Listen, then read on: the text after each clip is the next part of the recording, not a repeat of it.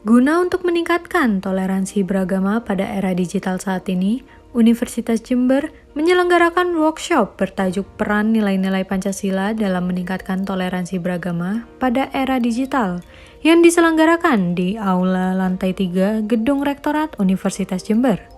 Menurut Wakil Ketua Panitia Semarak Bulan Pancasila Universitas Jember, Dr. Ermanto Fahamsyah, SHMH, dalam sambutannya, mengatakan secara umum di era digital banyak memberikan kemudahan dalam berkomunikasi dan berbagi informasi. Hal ini menurutnya menjadi peluang besar untuk memperkuat toleransi antar umat beragama.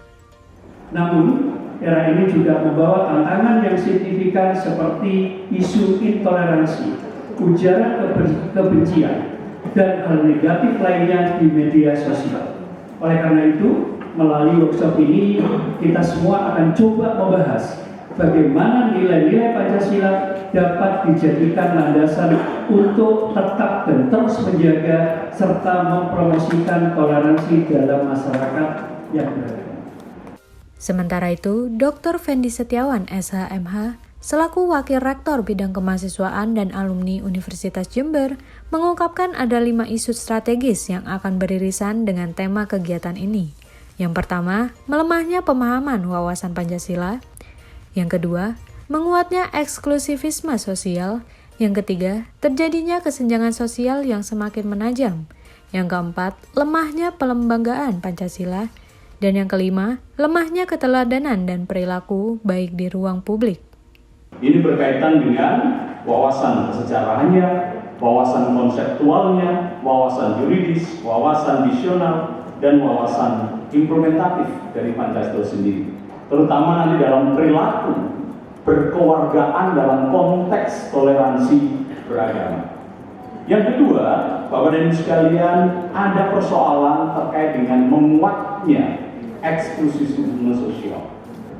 Hal ini ditandai dengan menguatnya keakuan atas suku, atas agama, atas ras, atas asal-usul, dan seolah-olah identitas-identitas kesukuan itu, identitas-identitas primordial itu menjadi sebuah komoditas yang menarik, terutama dalam konteks perpolitikan kita di akhir-akhir ini. Lalu ia menambahkan, ada juga beberapa hal yang perlu menjadi pemikiran bersama, yakni menguatnya sifat indogralistik yang menjadi ancaman yang serius terhadap budaya kewargaan ini, berkembangnya paham pondalisme pasar, menguatnya pondalisme agama, sehingga lahirlah aliran-aliran ekstrim dan melemahnya gotong royong. Dikemas oleh panitia dalam rangka Bulan Pancasila, atau juga sebagai sebuah wacana yang bisa kita kembangkan, yang kita bisa diskursuskan sebagai penguatan pemahaman kita terhadap nilai Pancasila. Pada acara inti, Profesor Dr. Haji Abdul Halim selaku Wakil Ketua MUI Jawa Timur mengemukakan nilai-nilai Pancasila tidak dikembangkan lagi di dunia pendidikan. Secara perspektif agama, Islam itu ciptaan Tuhan dan Pancasila ciptaan manusia. Lebih lanjut ia mengatakan, Pancasila masuk pada ranah ijtihad. Pancasila adalah pemikiran yang luar biasa.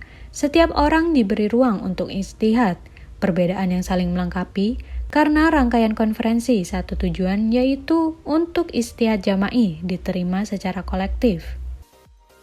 Pemateri kedua, Ketua Dewan Pers RI, Dr. Nini Rahayu SHMS, menyampaikan tentang literasi digital dalam memahami implementasi nilai-nilai Pancasila. Sekarang ini banyak media online dan media sosial. Media online dinaungi oleh kode etik jurnalistik. Media sosial tidak punya kode etik karena belum punya etika. Dewan Pers menyiapkan etika jurnalistik menggunakan media sosial. Ia berharap ini menjadi satu hal penting. Berbagai media platform seperti kecerdasan buatan yang dikenal sebagai artificial intelligence, keterampilan digital dalam jurnalistik bukan hanya mendistribusikan informasinya, harus memikirkan impact terhadap informasi yang didistribusikan. Pemateri ketiga disampaikan oleh Dr. Edmund Makarim, Eskom SH LLM, selaku akademisi Fakultas Hukum Universitas Indonesia, yang berkeinginan merefleksikan latah teknologi mengakibatkan masyarakat tidak mature terhadap teknologi. Masyarakat lebih kagum pada perangkat daripada mengoperasikannya. Lalu ia menjelaskan, ideologi adalah yang mempertahankan unsur pertahanan. Bangsa ini harus merasa bahwa ia punya kemajuan bangsanya, yang tidak tertulis di buku seringkali tidak terlaksana. Indonesia seringkali ditindas teknologi, oleh karena itu perlu adanya perlawanan. Pemateri keempat diisi oleh Dr. Andus Andang Subarianto M.Hum selaku akademisi Fakultas Ilmu Budaya Universitas Jember.